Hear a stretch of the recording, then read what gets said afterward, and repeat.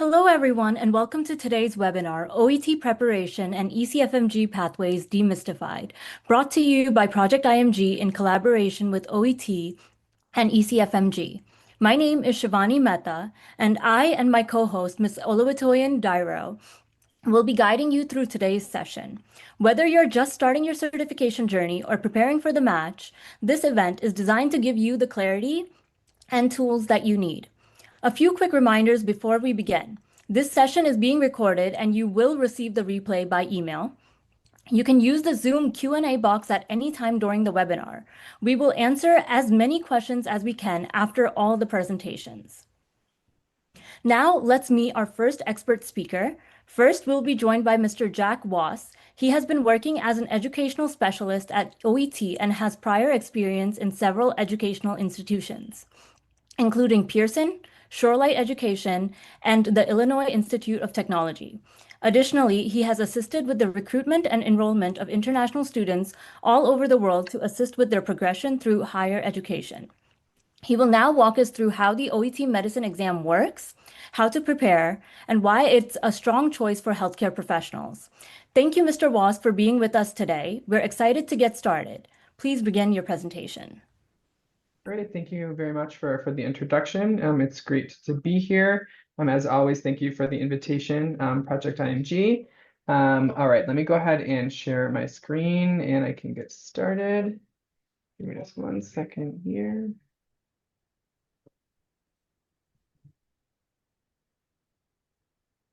All right, just gonna hide 1 second. All right, perfect. So again, thank you for the invitation. My name is Jack Waz, I'm Education Specialist for OET. So let me go ahead and walk you guys through the agenda for today's session. We're going to start out talking all about OET and what makes it a little bit different from other English language tests that are on the market.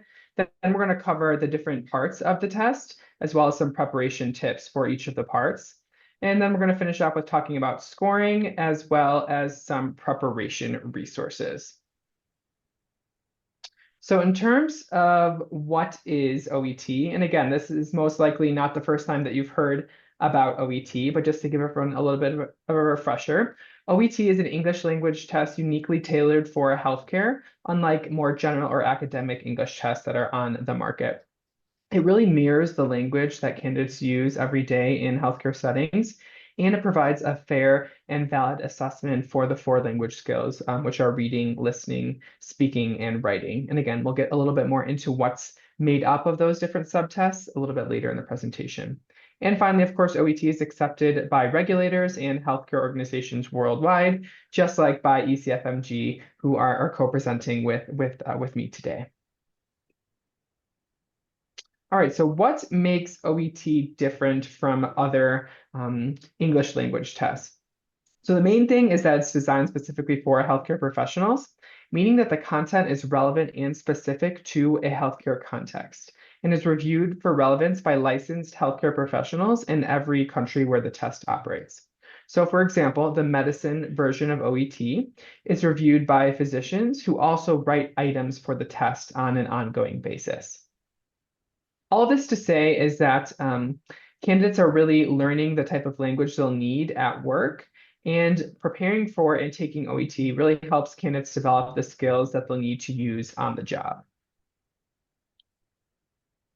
All right, so what's in the OET test? Let's go and talk about the different subtests here. So as I mentioned, there's 4: speaking, reading, listening, and writing. So we're going to talk about each of those and also give you some tips for each of the parts of the test. So the first subtest is speaking. It takes a total of 20 minutes and is made up of 2 role plays designed to give candidates the opportunity to demonstrate a range of English and the ability to speak to patients or their family on a variety of common healthcare issues, where they might have to use skills such as explaining, reassuring, advising, persuading, responding.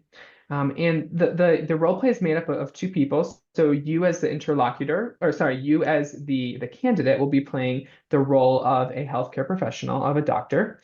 And there will also be another person on the call with you who is the interlocutor. And they're playing the role of the patient, or sometimes it's the patient's family members. So for example, if the patient is a child, a family member of the child will be on the call with you playing the role of the interlocutor. And each of the role plays takes around 5 minutes of actual speaking time. And then you're given 3 minutes of preparation time to read the case notes, to read the description and the tasks that you need to cover before the speaking part starts. So in terms of some top of tips for the speaking subtest, the first one is to use the 3 minutes of preparation time wisely, right? So as I mentioned before each role play starts, you have 3 minutes to prepare. Use that time to think about how you want to start the conversation and even consider writing it down so that you don't forget it by the time that you've looked through all the tasks that you need to on the roll card. Next tip here would be to get feedback on your speaking, right? It's very hard for people to assess their own speaking abilities. So working with a trained OET teacher, you can find some resources on our website of OET teachers that we have worked with and that we recommend. Working with one of these teachers is a great way to kind of get feedback on your speaking and to make sure that you're meeting the areas detailed in the speaking assessment criteria. Next tip here is to give the patient time to respond, right? So these role plays are meant to be a real conversation between a doctor and a patient. So make sure that you are not dominating the conversation, but instead you're engaging the interlocutor and replying based on the information that they provide you. Fourth tip here is to ask questions accurately. So again, make sure that you're asking questions to engage with the patient and create a real dialogue. And also stay away from language that might be a little bit too technical, right? When you're speaking with a patient, you speak differently than you would if you're speaking with a colleague who might know different, medical terms that an average patient wouldn't know. So make sure that you're speaking in ways that would be understood to the patient. And lastly, don't focus too much on finishing all the tasks. It's most important rather, that you have a natural conversation that focuses on the patient rather than rushing through all the tasks that you need to complete within 5 minutes. And you don't have to complete every task in order to get a good score. The important part is being thorough about the tasks that you are covering and making sure to include the interlocutor in the conversation. Moving on to our next subtest here, which is listening. Listening takes about 40 minutes and is made up of 3 parts. So in listening part A, you have 2 separate consultations between a healthcare professional and a patient. And this is something that healthcare professionals are typically very comfortable with, right? You don't need to change any of the information that you hear in the audio. Instead, you're writing exactly what's heard to complete the gaps in the case notes. And there are 12 questions for each of the 2 audios here. Moving on to part B, these are 6 short dialogues or monologues in a workplace setting. And these are the types of conversations healthcare professionals might have with a colleague. So something like the handover of a patient, a team briefing, feedback to a healthcare professional from a mentor.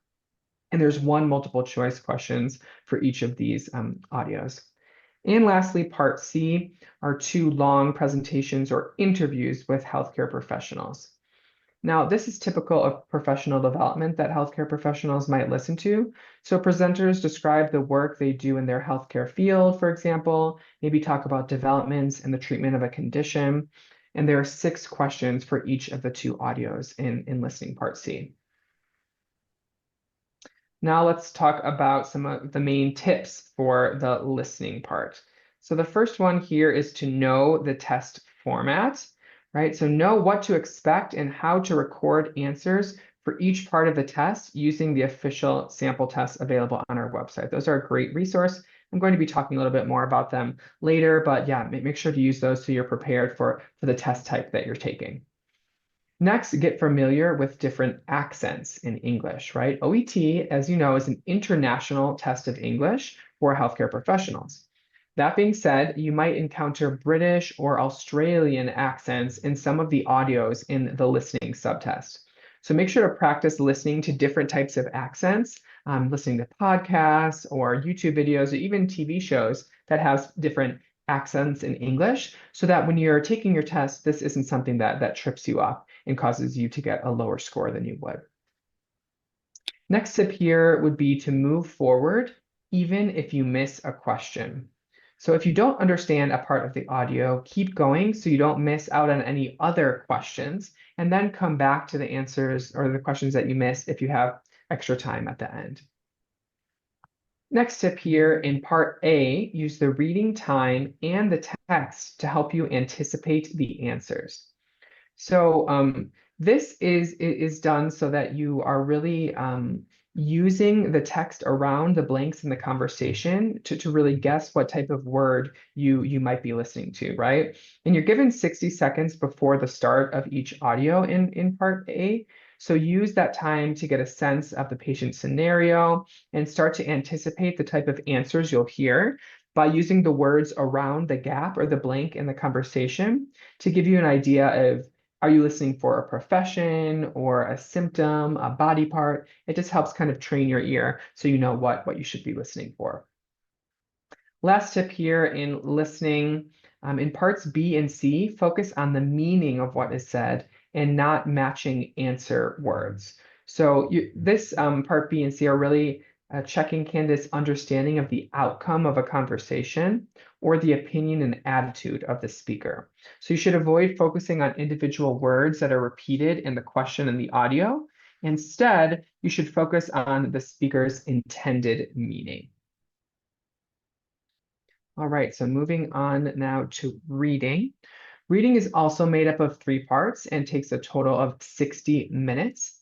In part A, there is an expeditious or a fast reading task, okay? Now this is completed as 15 minutes and is designed to replicate the workplace where the healthcare professional doesn't always have the luxury of time to consider information or check the meaning of specific words.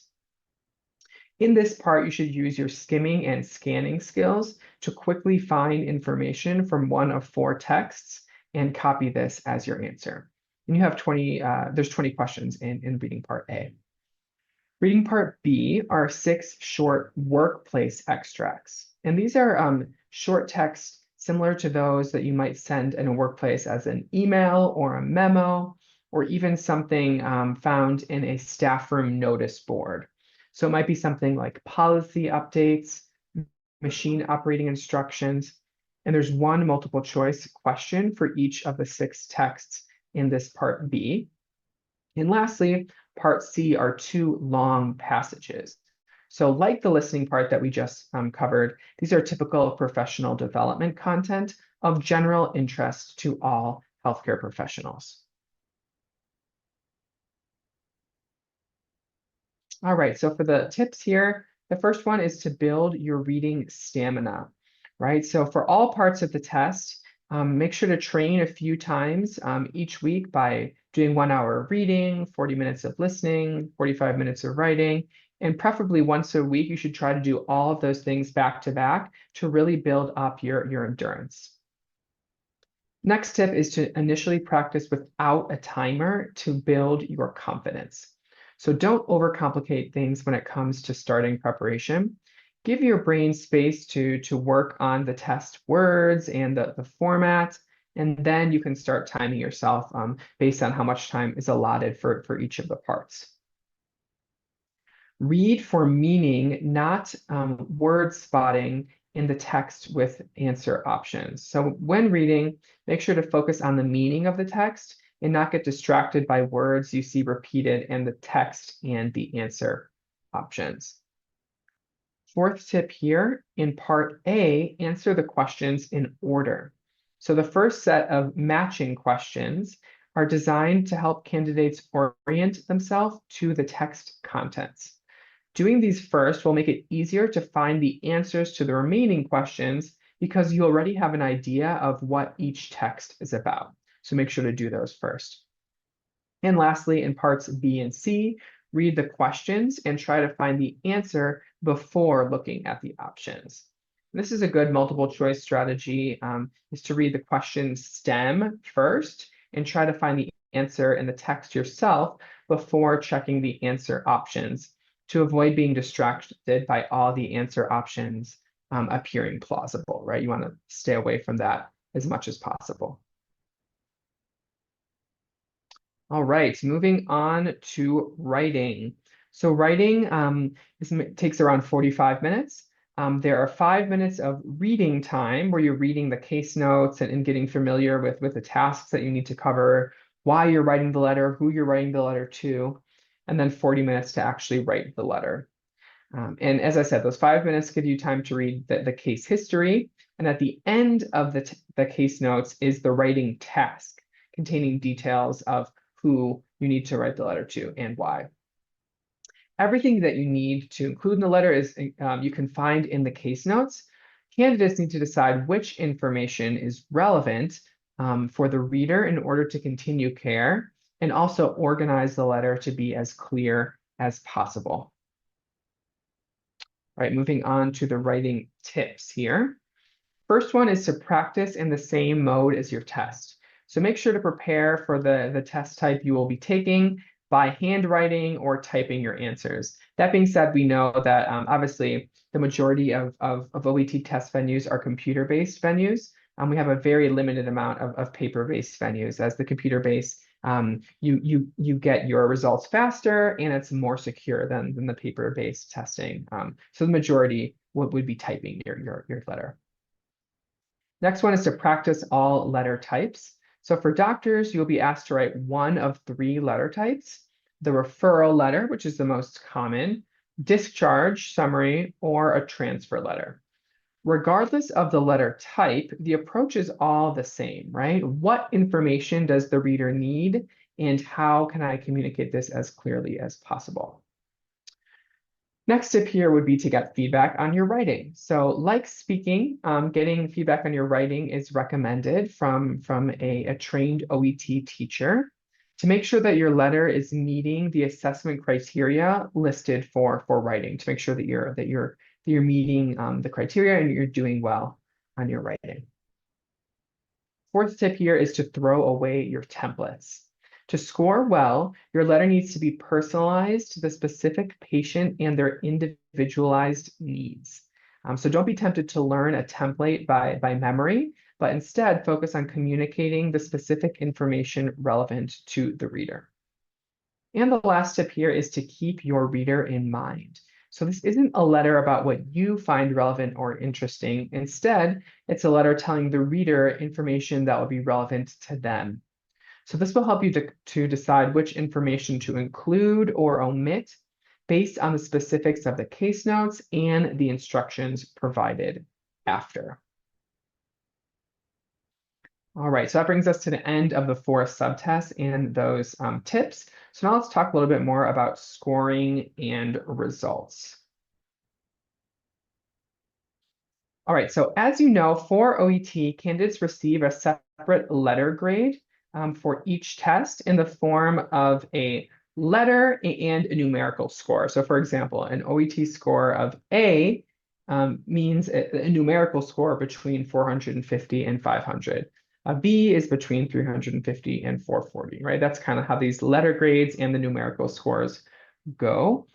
For ECFMG, there's a required grade of B, or a minimum score of 350 for listening, reading, and speaking, and a grade of C+, or a minimum score of 300 is required for the writing subtest, right? So that's kind of how you know what score that you're shooting for these different subtests. A minimum score of 350 for listening, reading, and speaking, and a minimum score of 300 for writing. So those are the scores that you're shooting for with OET. All right, so now we're going to talk about how candidates typically prepare for OET and some of the resources that we have available. Right, so the first stop for candidates looking for preparation resources is the Ready section of the OET website. So that's oet.com/ready. On this Ready page, you can find a wide range of materials covering the 4 subtests and different study formats, as well as hours worth of free resources. So the Ready page is definitely the first place that you're going to check. Some of the materials that can be found on the website are listed here. So sample tests, a free intro to OET course, the OET study guide, we have writing and speaking guides. And on the Ready page, there's a combination of free and paid resources depending on what your preparation budget is. So one of our most popular resources, as I mentioned, is the study guide. It's a free resource that can be downloaded or used online.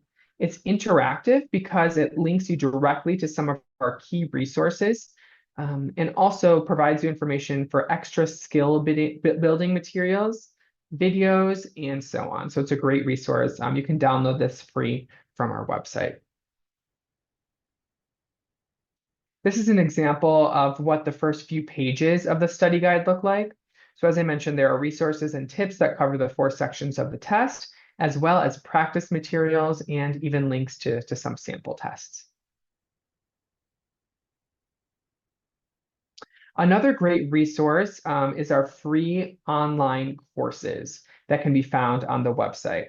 So these are 3 free examples for OET Medicine. So Intro to OET course for doctors, the free taster course for medicine by OET Online, and the OET Speaking Booster course, which focuses on clinical communication, which of course is a skill that you need for the speaking test. These courses give you a comprehensive overview of the OET test and include practice questions, tips, and also downloadable checklists and a study planner and much more. And these courses can be taken on a laptop, phone, or tablet. So depending on how you prefer to study and prepare for OET. We also have online courses covering the individual skills or subtests, right? So we have a listening, reading, writing, and speaking specific course. So these ones are a great resource to learn more about a specific area that you might be struggling to. They are 100% online and self-directed. They cover language and test skills and strategies you need to know, as well as new sample tests in each of the different areas. So again, a great resource for those that are maybe struggling with a specific subtest. Another popular resource on our website are our free sample tests. So there are 5 complete tests worth of questions with both computer and paper versions available depending on how you're taking the test. These sample tests include answer keys as well as audio and transcripts for the listening test, right? So these are great ways for you to practice your abilities and really get an idea of how test ready you might be. Another great resource is our on-demand lesson library on our YouTube channel. And again, this can be found at official OET on YouTube. And on this page, you'll find a huge range of preparation videos that you can watch whenever it suits you. Here on the right is the OET Reading Part A playlist. So you can see different videos listed there for OET Reading Part A. There are also playlists for all the different parts of the exam. So another great resource for those that are looking for extra preparation resources. And that actually brings me to the end of my part of the presentation. So I'm going to go ahead and stop sharing and pass it back over to our hosts. Thank you, Jack, for that insightful presentation. I believe that all the viewers were given a thorough understanding of how the OET works. Once again, guys, we will answer all of your questions during the Q&A segment at the end of the webinar. Now, from ECFMG, we welcome Ms. Danielle Tinder Danielle has been working on behalf of ECFFG for 17 years, undertaking an array of roles, including manager and senior manager for the ERAS support services, plus director of domestic services. Danielle has played a key role in ensuring that all those utilizing the services of ECFMG are provided with equal opportunities and reassured through the utilization of this platform. She will now share essential updates about the certification pathways, eligibility, and what every IMG needs to know how to succeed. Thank you, Danielle. Over to you. Thank you so much for welcoming here today. I'm really pleased to be speaking with all of you. If you just give me one moment, I'm having trouble finding the option to share, and I'm wondering if maybe I don't have that option. Oh, found it. Just one moment. Thanks for bearing with me. Great. Okay, as mentioned, I've been with ECFMG for a number of years, first in our residency application support area, now as Director of Domestic Services. I oversee the ECFMG certification program, which includes our pathways, which is our main topic for today. So first on our agenda, I'll just do a high-level overview of the ECFMG certification requirements, and then we'll delve into the pathways, both the general requirements for each pathway and review some of the application process. And finally, spend a little bit of time talking about how the pathways feed into your certificate validity and permanent validation, and how you might need to extend or revalidate your pathway should you need to. And then I know we'll have plenty of time at the end for your questions, and I look forward to those as well. So there are three sort of buckets that we, or groups, areas of certification requirements. First are the eligibility requirements, and that's relates to your education history. So making sure that you have the accurate degree from a medical school that's acceptable by ECFMG, or a student pursuing a degree that's acceptable at a medical school for ECFMG. Then we have our examination requirements, which include both our medical science exams and our clinical and communication skills requirements. And then finally, the medical education credentials requirement, and that includes the primary source verification of your final medical school diploma, final medical school transcript, and if applicable, any transfer credits as well. Complete details about all of these areas of certification requirements can be found on our website at ecfmg.org/certification. But I wanted to focus today, obviously, on our examination requirements, since that's where pathway falls. So as you're likely aware, our medical science examination requirements are USMLE Step 1 and USMLE Step 2 CK. And then the clinical skills can be met by either the former USMLE Step 2 CS, if you've taken and passed that, or the current pathways. Then we have our communication skills requirement, which includes English language proficiency. And again, that's either the former Step 2 CS or OET Medicine. And OET Medicine is actually part of your pathways exam application. So you need to have the OET and your pathways kind of done together. So let's get into each of these pathways. ECFMG established the pathways to allow IMGs to continue to pursue the NRMP match and enter training in the wake of the discontinuation of the Step 2 CS due to the COVID-19 pandemic. There are 6 pathways available, and which pathway you go through is dependent entirely upon your individual education and training history.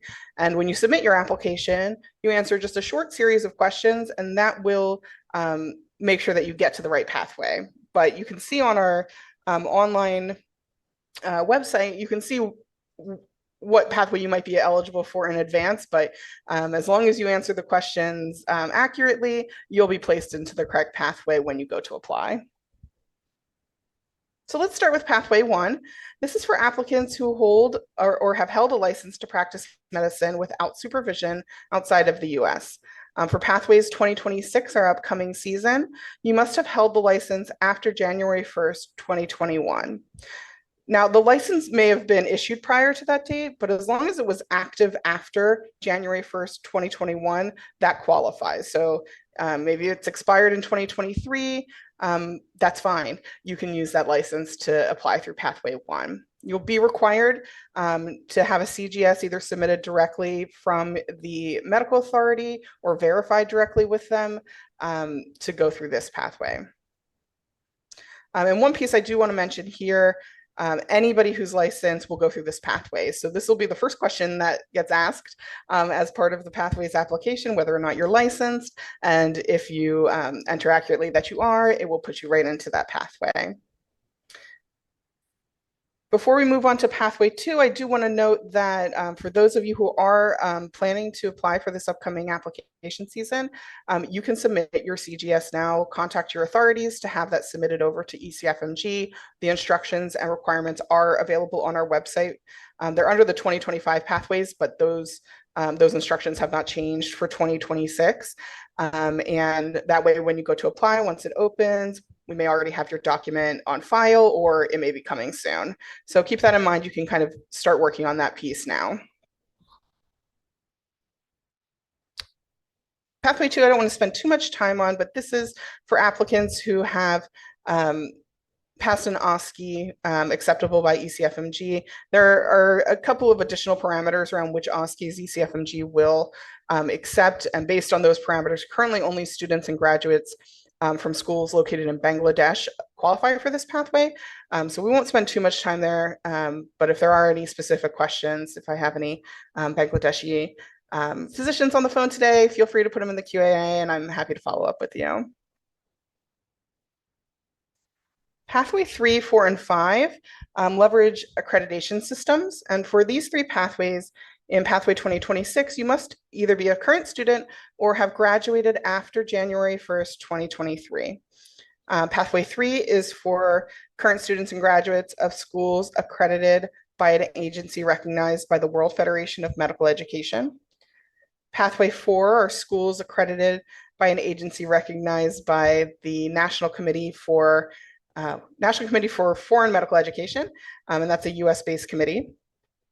And then Pathway 5 are schools that issue a joint degree with an LCME accredited school, and LCME is the US accreditor.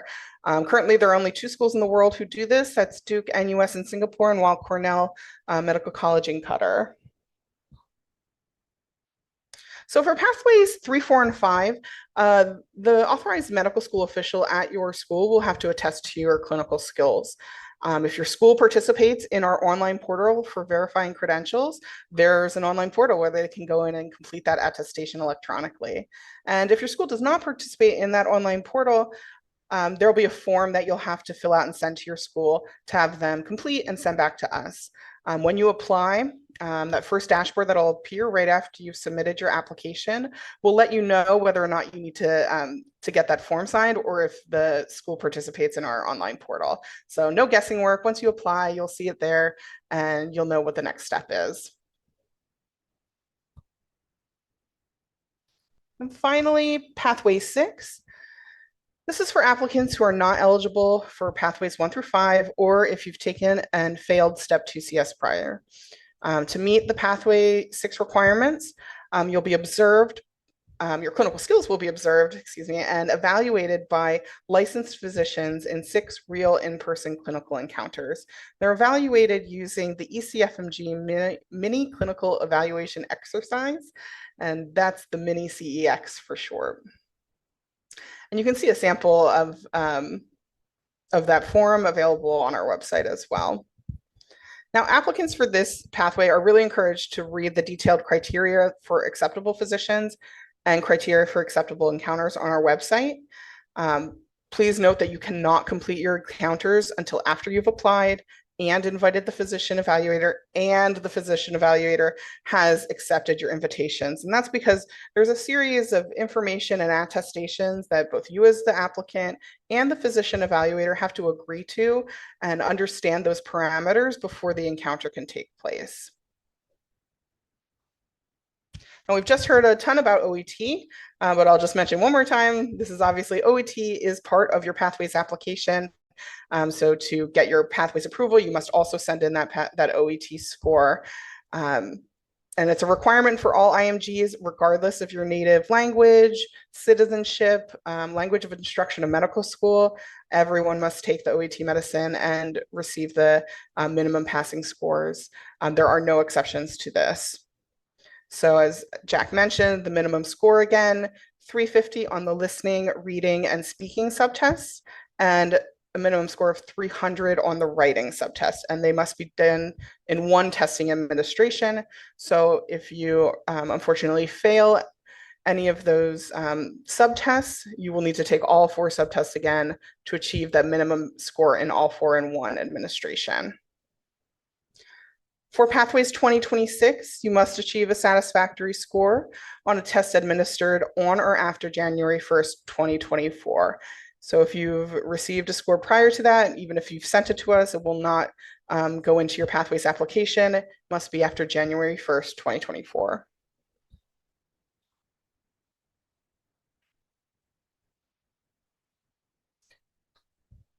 So now we've talked a little bit about each pathway. Let's talk about sort of the pathway application process and the flow you'll go through. First is to submit your application. For Pathways 2026, the application will become available when MyInThealth becomes available in August. As announced, our pause in services for the transition to MyInThealth will begin on August 14th. There will be a 4 to 6 day pause in services. And that's when MyInThealth is expected to come online. And at that time, the Pathways application will become available as well. We encourage applicants to review the detailed requirements on our website and our recent announcement about changes to the requirements for Pathways 2026. As part of the application, you'll be asked to attest that you have read this information and understand this information. So it's a good idea to get started on looking at that now. As mentioned, you'll answer a short series of questions, which will determine which pathway you'll go to, and then you'll pay the Pathways application fee. That fee is non-refundable, so if you do change your plan or aren't able to complete the requirements by our deadlines, your application will be rejected and your fee will not be refunded. The next part of the process is to submit your required documentation. Again, that depends on which pathway you're eligible for. And as a reminder, Pathway 1 applicants, you can go ahead and get started submitting your CGS now. Instructions are available online. And then Pathway 6 applicants, you will have to wait until after you apply and have your physician evaluators accept your invitation. Then you'll need to release your OET scores to ECFMG. There's 2 steps in that process. First, you have to authorize ECFMG to receive your scores through OET, and OET must also have your USMLE ID on record. For some of you, you may have entered that at the time you booked your exam, and if you don't, you can fill out a brief online form so that OET can add that to your record. But both of those steps have to take place before the score can be transferred over to ECFMG. And there's instructions on our website now for doing that as well. If you go to the Pathways section under the, I believe it's under the OET area, you'll see information and a link to the form if needed. Now, once you do both of those steps, we do ask that you allow 3 business days for the scores to be matched into your application. So if you release your score before you've applied, for example, it will take up to 3 business days for that to show up once you apply to Pathways. It's an automated process, so please just allow that time for that process to develop, and then you should see that score populate in your dashboard on your Pathways portal. You can see whether or not we've received your score, which is a good segue into monitoring the progress of your application.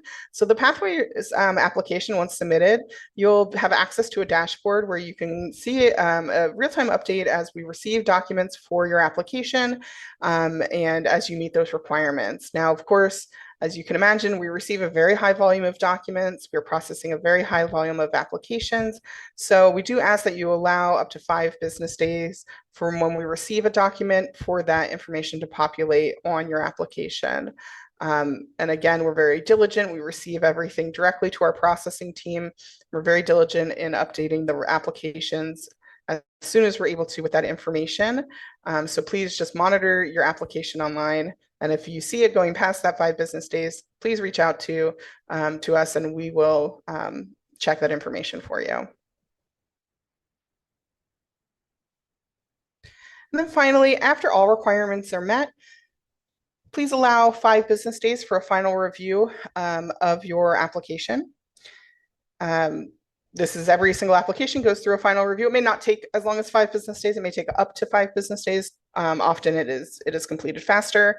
But once approved, your dashboard will update and you will receive a system-generated confirmation email.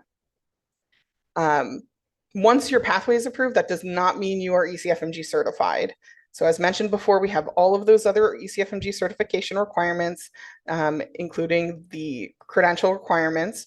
Once you meet all of those requirements, including pathways, your certification will go into a final review and will be issued. And typically it's issued within 1 to 2 weeks of you having met all of the requirements. So please allow that time from when your pathway is approved. If pathways is often the last, the last item on many applicants' lists, if that's the last thing you need, please allow time between when you receive that confirmation message to when you receive an update about your certification being approved. And as we go into the MyIntel platform, you'll be able to log in and monitor the progress very easily of your certification case as well. I forgot to mention when we were talking about submitting documents and monitoring your progress, if we receive a document or information for your application and there's any kind of issue, whether maybe there's a translation we need, or maybe we received one type of document and we need a different document, our case managers will reach out to you via email to work with you to get that information that's needed. So again, you won't necessarily have to really guess if it was approved or not. If it's not acceptable, we're going to reach out and help you get that corrected document or updated version, whatever we may need.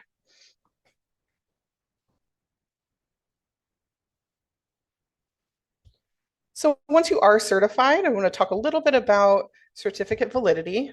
Pathways applicants who, or any applicant who's met the clinical and communication skills via the pathways, their certificates are subject to expiration. And you see the little chart here of how that kind of plays out with which pathway season you were approved through. If you're applying for the upcoming pathway season, Pathways 2026, your certificate will expire in December 31st of 2028. And if you've applied through 2021, 2022, or 2023, those either have expired or will be expiring soon. And if you plan to participate in the match, you will need to revalidate your pathway in order to be eligible for the upcoming 2026 match. And we'll talk a little bit about revalidation shortly. So as you may be aware, you do not need to be ECFMG certified to participate in the match, but you do have to have your passing results on step 1 and step 2 CK and an unexpired pathways. So we have the complete requirements for NRMP eligibility on our website. So I won't go into all the details, but if you've taken pathways before and your pathway has since expired, you do need to have that revalidated if you're going into the 2026 match. And then you do need to be certified and have an unexpired certificate to enter GME and to take USMLE step 3 as well.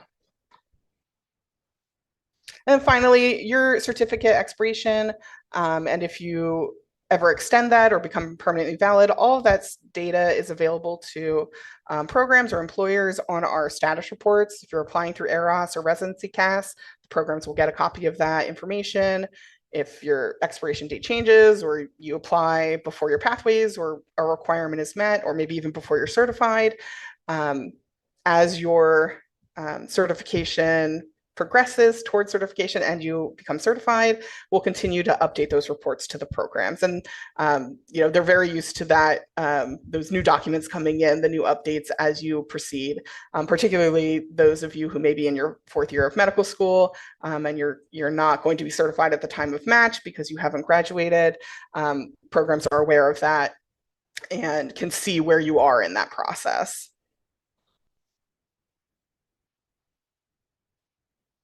So let's talk a little bit about what comes next for your certificate. They do become valid indefinitely or eligible for valid indefinitely status after you complete the 1st year of an eligible training And we confirm that with the program itself. And eligible training requires you to complete 1 year in an ACGME accredited program or a non-standard program that's associated with an ACGME program. And again, we confirm that directly with the program. You may also be eligible for valid indefinite status if you secure a full unrestricted license to practice issued by a U.S. state medical board. Excuse me, and we confirm that directly with the board.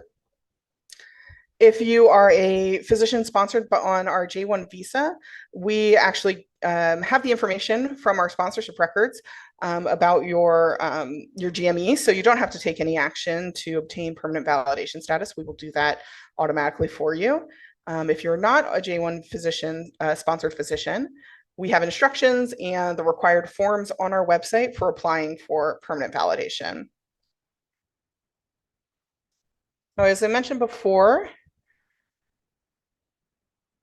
we do have options to extend the expiration date of your certificate or your pathways, depending on what you need. If you did not enter GME, you have the opportunity to revalidate your pathway, and that extends the expiration date out to the same expiration date of the current pathway season. And this is done by submitting an application. You'll go through either pathway 1 or pathway 6, and you'll also need to take OET with the same test date of the current pathway season. So for pathways 2026, that means you'll have to have taken OET after January 1st, 2024. So when you go to apply for revalidation, you'll go to the same application page for initial pathways applicants. And when you log in, the system will recognize you as a previous pathways applicant and will guide you through the revalidation process. And all of the requirements, including deadlines, are exactly the same as initial applicants. So you have access to that information now. Now, one situation that may occur is that you enter GME in the final year that your certificate is valid, and perhaps your certificate will expire before you complete that 1 year. Since you have entered GME, we offer a 1-year extension, which allows you to complete that full training year and then apply for permanent validation. And you can reach out to our I see I've misspelled it here, but it's valid indefinitely at ECFMG.org. Our team will provide you with the instructions. Your program just needs to fill out a short form confirming that you've entered training and are active in their training program, and will extend your validity out for 1 year. So that concludes my portion. I always love to leave a lot of times this group. I've presented with Project IMG in the past, and I've just had such a great time speaking with you all and answering your questions. So we've made sure to have plenty of time for that.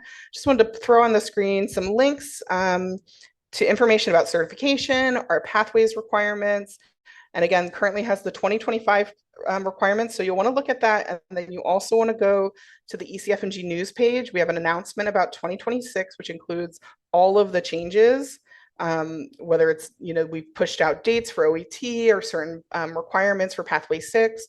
You want to look at both of those right now. The complete 2026 website requirements will be updated when we launch later this month. And then I also put, if you're thinking about pathways, you're probably thinking about your ERAS or residency CAS application coming up. And here's a link to information for how to participate in the ERAS application. And then finally, any questions about pathways? Our application information support team or services team is available by phone and email. And I've put that information here as well. And we currently have extended customer service hours starting at 7 a.m. Eastern time up to 5 p.m. So with that, I will pass it back to our hosts. Thank you, Danielle. That was a very, very thorough presentation. I think it was really, really useful for all of our viewers. And thank you to both of you. The presentations were really, really helpful and insightful. So now we'll be answering all of your questions from the viewers who've been sending their questions in the chat box. So I'll start off with an OET question directed for Jack. So the first question that we have here is, how long is the OET valid for ECFMG certification and USMLE purposes? For someone applying for the 2027 match, what's the earliest they can take the OET for it to remain valid? That's a great question. So results are valid for 2 years. So you would have to have taken OET no less than 2 years before you are using your results to apply for certification. Although Danielle, I think you mentioned for the 2026 match, that would be January 1st of 2024 for the January 1st, 2026 match. So those 2 years, essentially. Right. It's not 2 years from the date you've taken the exam. ECFMG actually sets our own requirements. So right now it's 2024. It's expected that if we continue what we've done every year for the past 5 years, if you're going into the 2027 application, you'd want to take it after January 1st, 2025. So you could take it now. If you're not sure if you're going to do 2027 or 2028, you may want to wait. Okay, so our next question is for ECFMG. So Danielle, can you please answer? The question is, can you provide the exact opening date for the 2026 ECFMG pathways? And will this timeline be affected by the Intel's planned pause on August 14th? Yes, so the 2026 pathways will become available with the transition to My Intel. So on August 14th, our pause in services will begin, and that's when we'll transition over to our new platform. It'll be a 4 to 6 day pause in services. And when our services resume on the new My Intel platform, the Pathways 2026 application will be available at that time. Thank you, Danielle. So the next question will now be directed to Jack. Again, it'll be an OET question. So the next question that we have from our audience is, will applicants need to make a clinical diagnosis during the OET exam, or is it more focused on communication and language? It's more focused on communication and language. So obviously all that information can be found in the case notes and in the speaking task. But when you're having the role play, yes, if there is a piece of diagnosis, just know that is not what's being evaluated. So even if you're speaking to the patient and you're giving a completely incorrect diagnosis on something, at the end of the day, this is an English test. So what's being evaluated is your use of grammar, your interaction with the patients. So no, typically you won't need to make a diagnosis. If you feel like you need to include some part of that within the conversation, just note that the diagnosis will not be evaluated. That's not what is being tested, rather your English language abilities and your clinical communication. Thank you, Jack. The next question we have is, with InHealth replacing ECFMG, how will current ECFMG accounts be migrated to the new platform? And will the step application process and Form 186 verification remain the same? So there's a number of changes to our process as we transition into My Intel, and we encourage everyone to visit our website. There is a detailed information for existing and future applicants available. So I can't really say, a lot of our paper forms are changing names or changing how they work. So I can't get into all of the specifics of everything that will be different, but that information is available for applicants who are in the process of applying or will be applying to USMLE exams this year or coming soon. Thank you, Danielle. Yeah, I think in terms of what you've said, it's very, very helpful. And obviously we have similar questions that have been posted in the chat. So do bear with us, guys, and we will be answering as many questions as we can within the time frame. The next question that we have is, what is the current cost of the OET exam, and how far in advance should candidates book their test date? Yes, so the test for the exam, if taken in the United States, is 455 USD. If taken outside of the United States, it's 587 Australian dollars. So the exact price would obviously depend on the exchange rate based on your country's currency that day. So 587 Australian dollars for outside of the United States. In terms of how far in advance, when on our website looking to book a test, you can book tests, even 1-2 weeks in advance of when you're looking to register. So just keep that time frame in mind. Don't wait too long before booking your test, because you do want to make sure that you're checking factors such as availability at that test venue, and that you're booking that far in advance. So I would recommend at least trying to book a month out in order to get the best availability.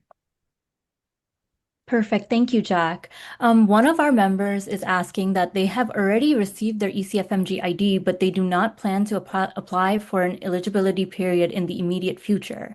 Do they need to contact anyone to ensure that their data is transferred to InThealth, or will this automatically happen?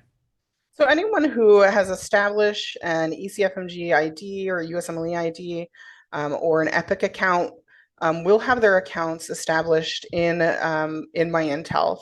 And when you transfer over there, if you've never been registered for an exam, you'll be able to claim your account and then proceed with the application for certification at that time. And that's the first step in then applying for USMLE exams. Thank you. Yeah, I think that's very, very helpful. I think I speak on behalf of quite a few people that are a bit apprehensive with the changes, but you've clarified it very well. So thank you very much. I just want one other point of clarification. The form we currently refer to as the application for certification in our current system, that is really more of an account establishment process.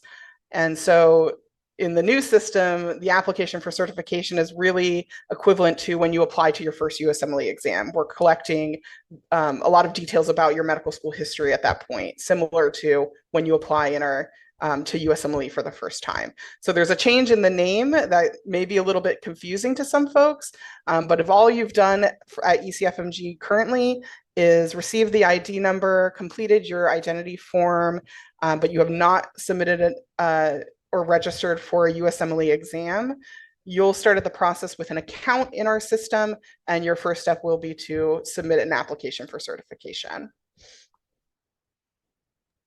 Thank you. Thank you for that clarification, Danielle. Sure. So the next question that I have for Jack is there required length or limit for the writing section in the OET exam, or is it evaluated purely based on content and communication? That's a great question. So there's a recommended word count of between 180 and 200 words for the body of the letter. That being said, it's not a strict rule, and assessors won't necessarily penalize you if you're going a little bit over or under. The focus of the letter should be writing a clear, concise, and relevant letter with a reasonable length to demonstrate your language proficiency. So I would say shoot for that 180 to 200 word count, but again, if you're a little above or under, that's okay as well. Thank you so much. As we have already established, there is a lot of questions regarding the transition to the InThealth portal. So with regards to that, another person has asked that will the currently enrolled medical students who are not yet graduates still be able to apply for and take the USMLE STEP exams, or will a final medical diploma be required at the time of application? No, students can certainly apply and take the USMLE exam. If you are a graduate, you will have to have your final medical credentials verified in order to apply. But if you're currently a student, you may apply and complete the exams now. Or in My InThealth, not to say you can't do it in My InThealth. So that's the only difference is currently graduates did not have to have their credentials verified to take the USMLE. We would just verify that they're a graduate with their school. The change is now they have to have those credentials verified. Students, there's no change. If you're a student and you're from an eligible medical school, you meet all of the other eligibility requirements, you'll be able to sit for the exams. Thank you, Danielle. Yeah, I think it's very important that everyone pays attention to the deadlines. I know that obviously they're being posted via social media as well, and obviously Danielle has shared them in this webinar as well. So thank you, Danielle. My next question to Jack is, can the OET be taken at any location in the world, or are there regional limitations on testing centers or at-home options? So can people take the exam at home as well? So there are test venues around the world. That being said, not in every country around the world. So you definitely have to check on our website to see what the nearest test venue is. And even that being said, of course, it's subject to availability in terms of how many seats there are at each test administration. So definitely check in advance on our website to see where the test venues are, what the closest one is to you, and what the availability at that venue is. In terms of OET at home, that is one of the options that we offer. Danielle, I know in the past, I remember hearing something about OET at home was only accepted in countries where there isn't a test venue. Is that still the case, or what is your policy on accepting OET at home? So ECFMG's policy is if you take a OET at home, that it is acceptable. We don't Okay. really see where you're coming from. So Okay. if OET at home is offered to you by OET, that is acceptable to ECFMG. I think currently it's only offered if you are not able to travel or that your travel radius, there's no OET testing centers. That's the current limitations, I believe.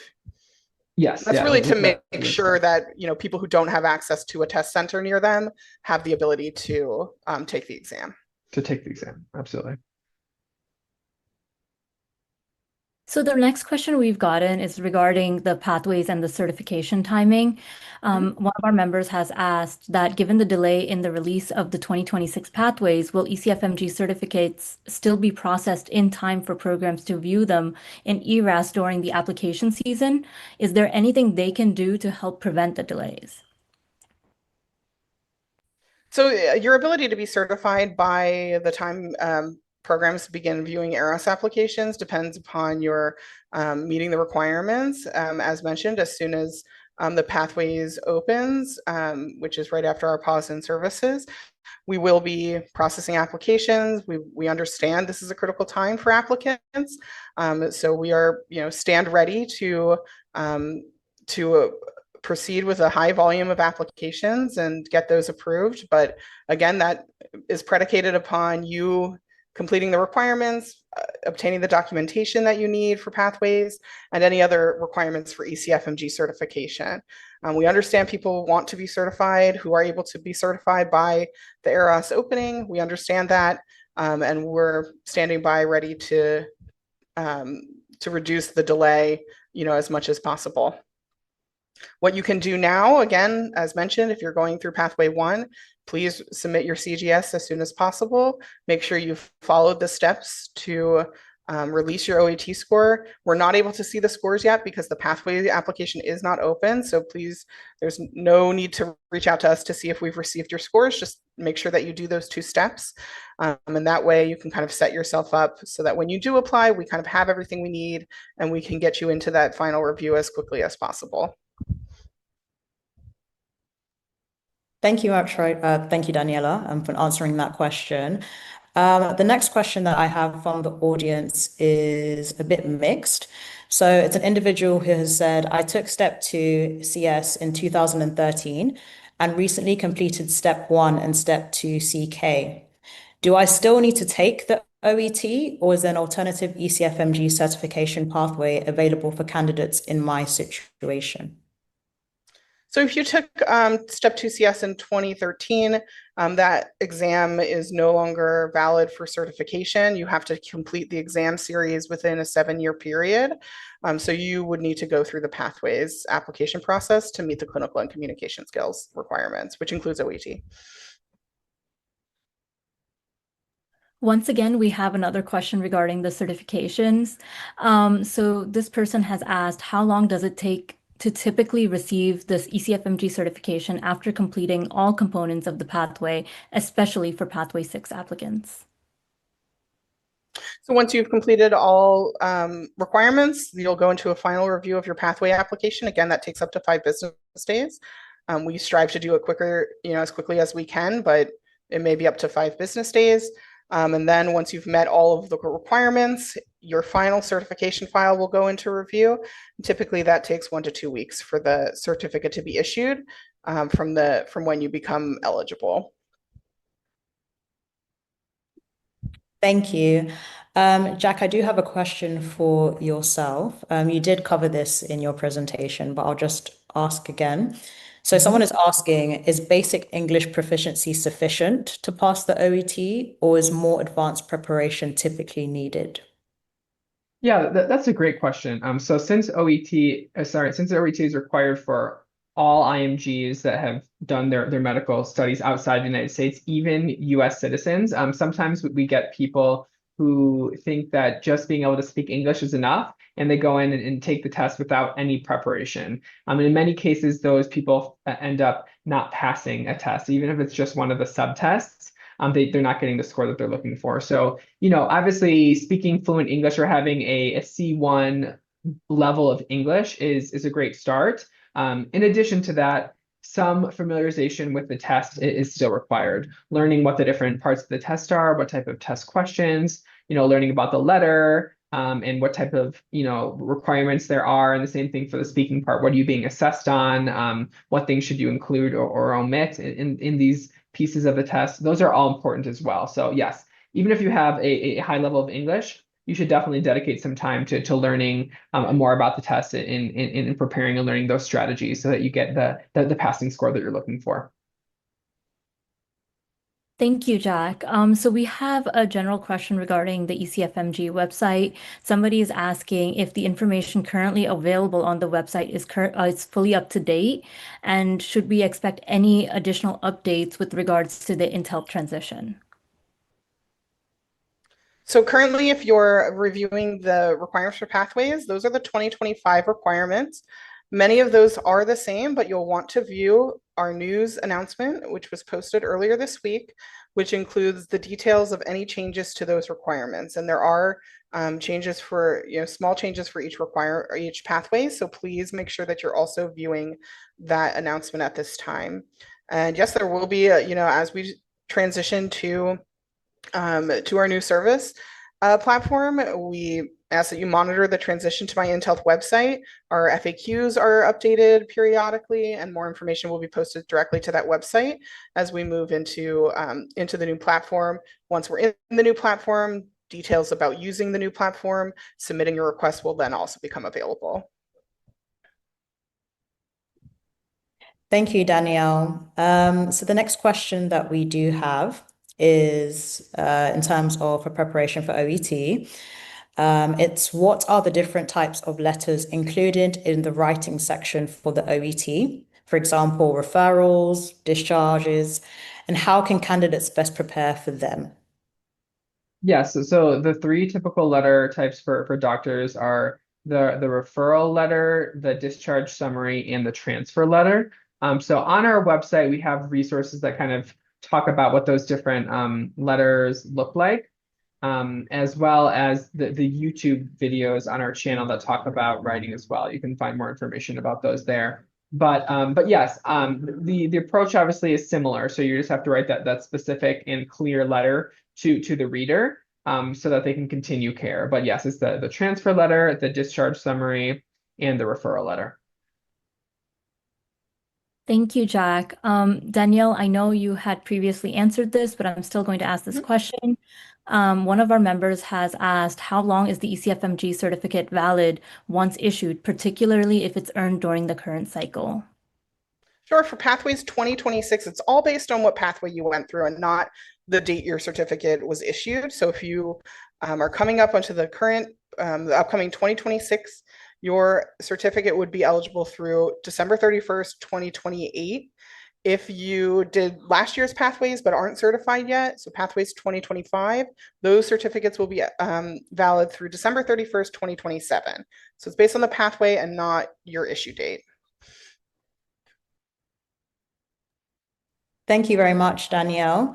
Our next question is, will applicants need to make a clinical diagnosis during the OET exam, or is it more focused on just the communication and language portion, given the fact that if I'm going to medical school, most of my interactions will be with patients? Yes, so no, you don't need to make a medical diagnosis as part of the speaking or writing for subtests for that matter. So at the end of the day, OET is a test of English. So clinical communication is, of course, important, but actually making the diagnosis is not important. You can find on our website, we have assessment criteria for both the speaking and the writing subtest, which has these tables that clearly lay out exactly what you're being assessed on, what are the different areas and criteria that you're being evaluated on. So I would definitely recommend checking those out. But no, you don't need to make a medical diagnosis as part of either of those sections.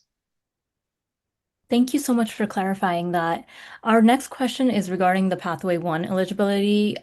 So for Pathway 1, does the eligibility require only a medical diploma, or must the applicant also be fully licensed to practice medicine without supervision? For example, in Turkey, graduates complete a mandatory government service after graduation. Would that period still qualify them for Pathway 1?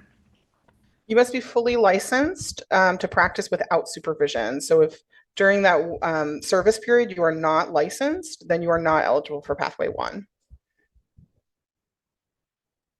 Thank you for that clarification, Danielle. The next question that we have here is about Pathway 6 specifically. So for the mini CEX in Pathway 6, does it make a difference if the evaluating physician is from the US versus the applicant's home country? No, not at all.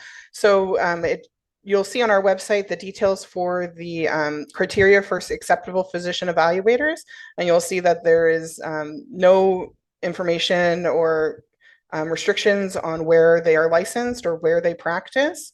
So if you're in your home country, you may use your contacts who are licensed in that country to complete your evaluations.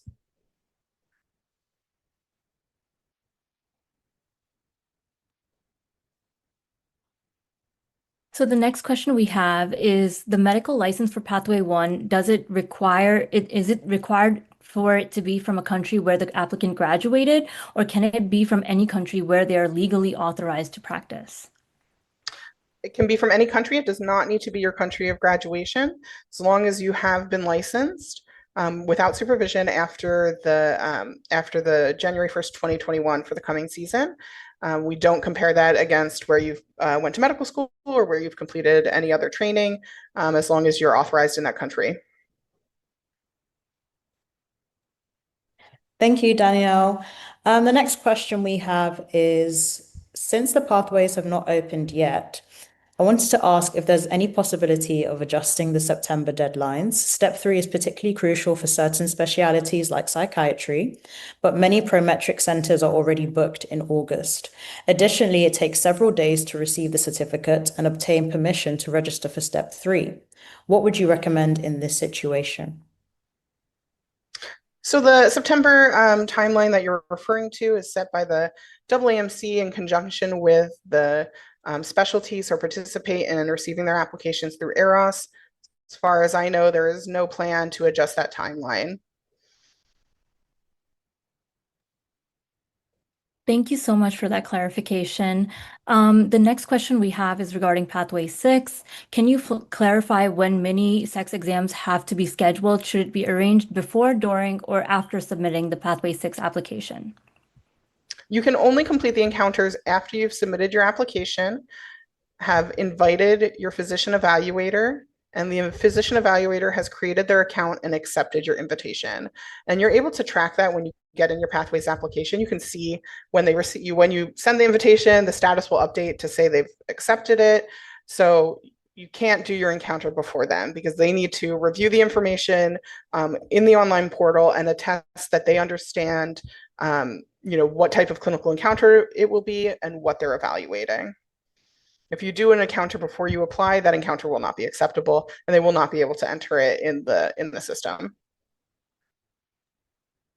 Thank you, Danielle. The next question that we have here is in regards to the OET. So someone has asked, why is the paper-based OET, I'm not sure if you'll be able to answer this, Jack, but why is the paper-based OET not as widely available as the computer-based or online formats? Yeah, that's a good question. So as a company, OET is definitely transitioned to focus more on the computer-based venues. Firstly, because they are more secure, and secondly, because the results are received are given to candidates with a quicker turnaround, right? So the timeline to receive results on the computer-based test is faster than the paper-based test. So yeah, that's basically why there's more of an availability of those computer-based sites, where that's kind of where we're transitioning as a company. Thank you for that, Jack. Danielle, I think this question is directed at you. One of our members graduated from medicine in the UK in 2020 and then had an independent license to practice medicine in the UK from 2021 to 2022. Then they moved out of the UK and had to give up their license to practice in 2023. They have not had a clinical job since then. Will they still be eligible for Pathway 1, even though they do not currently hold a license to practice medicine abroad? Yes. So when you answer the questions in the pathway application, the first question will ask, are you currently licensed? And the second question will ask, are you previously licensed? So you'd answer, yes, I was previously licensed. And then you'll put your licensure information about your UK license and the expiration date. And because it was active after the January 1st, 2021, that license will qualify you for Pathway 1. It does not need to be currently active. Thank you, Danielle. Yes, I think that's very, very useful, especially as we're seeing there's a growth transition of people wanting to practice in the US. So thank you for sharing that.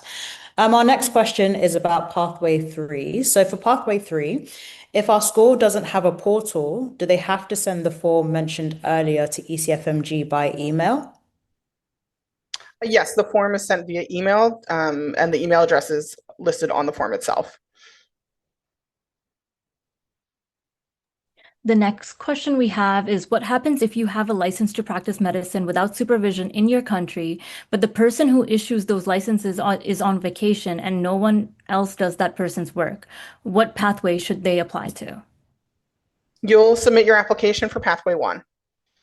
You have to answer all of the questions in the pathway application accurately and truthfully, and that will direct you to the correct pathway. So even if there is a difficulty you may think or experience with obtaining the necessary documentation, you'll still submit for Pathway 1.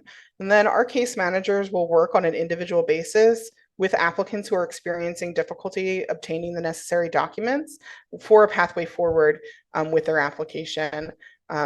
And we've been doing this for a number of years. We have a lot of process around that.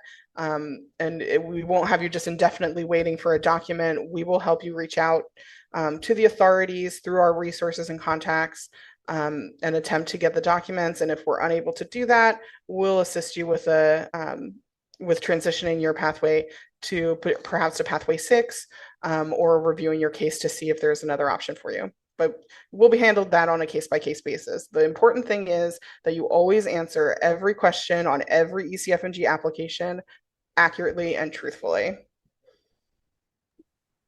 Thank you very much, Danielle. Our next question is, if somebody does not pass the OET, will that stay in the records of ECFMG and will have an impact in the matching process? No, we do not review failed attempts at OET. Our processing team only sees whether or not someone has passed it, and that information is not sent to programs or in any other part of your certification application. Thank you so much, Danielle. I have another question for you regarding Pathway 1. One of our members would like to know if the good standing certificate is sent to ECFMG directly from their medical registration body, do you still verify it? No, if it's sent from the authority and it's from the official authority, we have a list of verified contacts at the authorities around the world that we work with. As long as it's sent directly from them to us, we do not need to do any further verification. We'll just review the document, make sure it has all the information we need, and that it confirms your licensure after the 2021 date. Thank you. Yes, that was very, very useful. So the next question that we have is, after I get my OET scores, will they be sent to ECFMG automatically if I've provided them with the USMLE ID before taking the test? So this goes to Jack and Danielle. Well, I know the So answer to this one, Jack. go ahead, Danielle. Go ahead. So if you've provided your ID and you've authorized ECFMG to receive your score, we will receive it automatically. You do not need to take any further steps. You do need to wait that 3 business days, though. And that gives our system time to receive it from OET and then match it into your application and then update the status on your side. So it takes those days, but it's an automated process. Thank you so much. Can a final medical school transcript or partial transcript work since my medical school holds graduation ceremonies 8 months after completion? However, the final semester results are available within 3 months of finishing the school. I would need to know a little bit more about this situation. Generally, you'll need your final medical school transcript in order to be verified for certification requirements, and an interim or partial transcript would not be acceptable. But I would encourage you to reach out with your specific question and your school, because we may have some more information that pertains to your school. Again, we work with these schools, many of these schools for a number of years, and we have certain processes with them, or with, how we handle their applicant cases if they have a process that's maybe a little bit outside of the norm. So I do encourage you to reach out to our customer service team. Thank you, Danielle. And of course, all the details for ECFMG will be on their website and will be shared with you guys at the end of this webinar. We have a really, really good question here, which is, will there be a delay for ECFMG certification now that everybody will be applying for the certification at the same time? So again, we expect a high volume of applications, but we stand ready to address that with both our pathways processing team and then our certification processing teams. We understand that there will be an influx of applications, that we're not higher than we would normally see, and we are staffed and prepared to address that influx of volume. But again, our standard processing times, it's not automatic. It's the 5 business day processing time, and then the 1 to 2 weeks on the certification side. Those are standard processing times, even when we're experiencing our normal, no changes in transitions. That is our standard processing time. We strive to be as fast as we can and thorough, but we need to take the time it takes to go through the process. So I don't want, anyone to think it's going to be one day after another. There are times it takes time to go through each application and make sure it meets the requirements before we issue that certificate. Thank you, Danielle. So I think the next question is for you, Jack. One of our members is asking, why does the OET expire?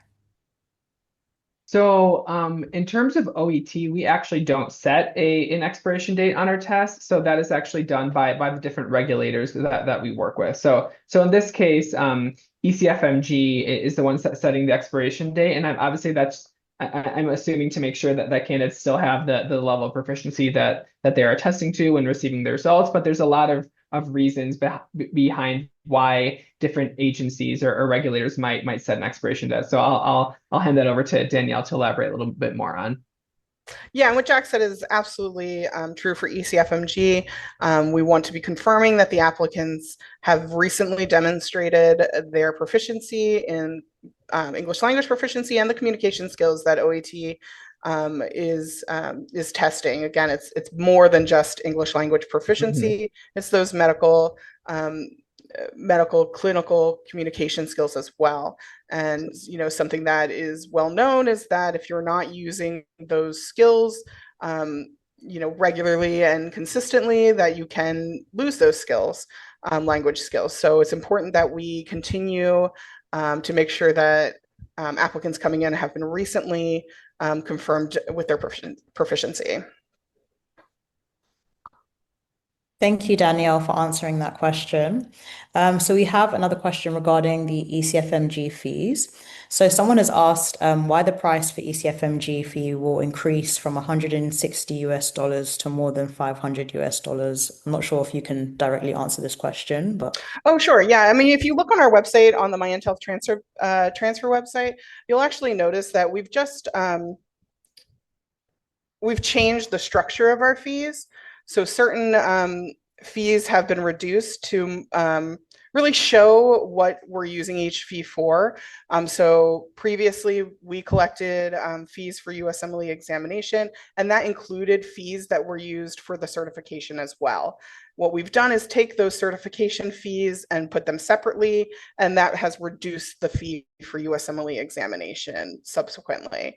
So there's a chart on our website that shows the current fees and the new MyIntel fees. And I think the overall new MyIntel fees, the total increase is under $100, $50, maybe $25 or $50. I'm sorry, I don't remember exactly. But the way they're broken down is now different. So the current, as we were sort of talking about before, what we currently call the application for certification is really our account establishment. It's when you receive your ID and you verify your identity. That is now going to be your MyIntel account establishment, and the fee for that is $100, and that includes your notarization. The new application for certification includes the fees that would normally be assessed as part of the USMLE exams. So you'll pay those fees at the application for certification, and then you'll pay a lower fee for USMLE Step 1 or Step 2 CK when you get to that point. Thank you, Danielle. So we have a unique question, I think, this time. This person is asking regarding the sponsor notes on the World Directory of Medical Schools portal. In this case, or in this person's medical school's case, the accreditation is already listed under the details section, and all the required documentation was confirmed as received back in March. However, the sponsor's notes section still shows no updates. They wanted to know if ECFMG is still actively reviewing and publishing new sponsor notes for schools under review, or it's kind of just put on hold. It's not on hold. We are reviewing and publishing new sponsor notes. Although you may have information that we received the documentation required, there's a number of documents required, both from the medical school and from the country's medical authorities about the school. And then all of that information needs to be reviewed. And if there's any information missing from that document or any discrepancies that need to be researched, we may have to follow up with the school or the country's authority to get additional information and documents. And then once we have every single thing we need and everything has been reviewed to be acceptable, only at that point can they do their final review and publish a sponsor note for that school.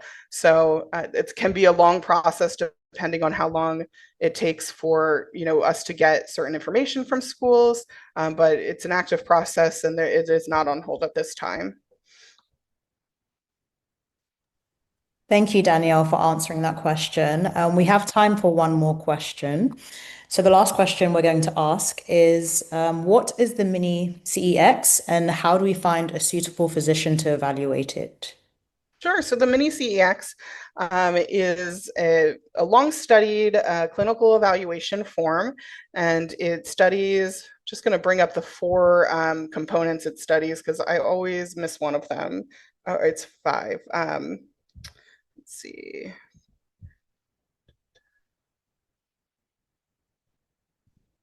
Medical interviewing skills, physical examination skills, professionalism / communication, and clinical reasoning and judgment.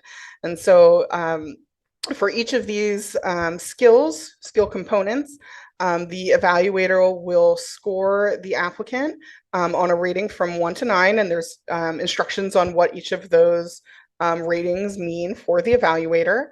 And then based on the score, that will determine whether or not you've met the requirements. And as mentioned, there's a copy of this form on our website under the Pathway 6 page. If you go to, I can even post a link to that section. I will post a link in the chat here for everyone. But you'll see there's a PDF and it has all the information. Again, this is for 2025, so there's 1 or 2 changes to requirements you'll want to look at on our news item. But in general, the form itself, the clinical competencies that are being looked at and the rating scale have not changed for the coming season. So that gives you an idea of what's being expected of you as part of that encounter. Thank you very much, Danielle, and thank you, Jack, as well. So that brings us to the end of today's session, everyone. For those of you who are not able to get your answers to your questions, we shall be posting a Q&A segment on our Instagram, so do have a look out for that later on down the line. Thank you to our presenters once again, Jack from OET and Danielle Tinder from ECFMG, and to all of you guys who have joined us today.